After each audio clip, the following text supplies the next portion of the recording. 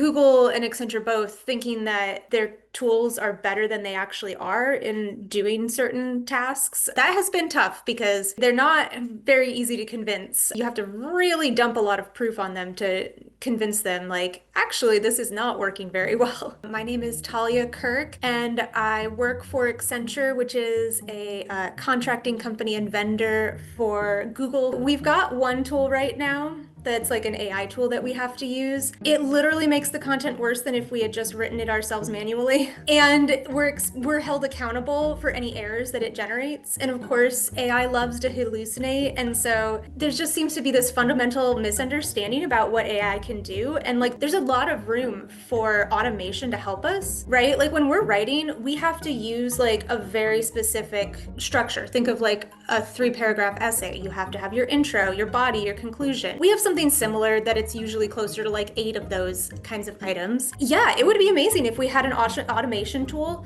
that would just give us those, little sections, those little blocks, and maybe make some suggestions as to what we're feeding into it, where it should go. But what we don't need is to be taking this raw content, feeding it into an AI machine, and having it randomly come up with steps that you're like, there is not even that button. Like it's telling you, push this button, and you're like, where did you come up with that? That button doesn't exist. The source material never says that that button exists. You just tried to be creative AI. It's much harder to catch mistakes in something that sounds very convincingly good than it is to have just written it yourself the first time. And so it ends up making a lot more work for us, and we have no way to train it. We can't say like, oh, this sentence bad, everything else is fine, right? There's no way to like give that sort of tailored training to it. So this idea that, oh, it's just going to get better, how is it ever going to get better when there's not a real constructive feedback loop? Like we don't even give it what we ended up with. Companies tend to be very focused on shareholder value, which can be a very short-term, short-sighted thing. But like the people that do the work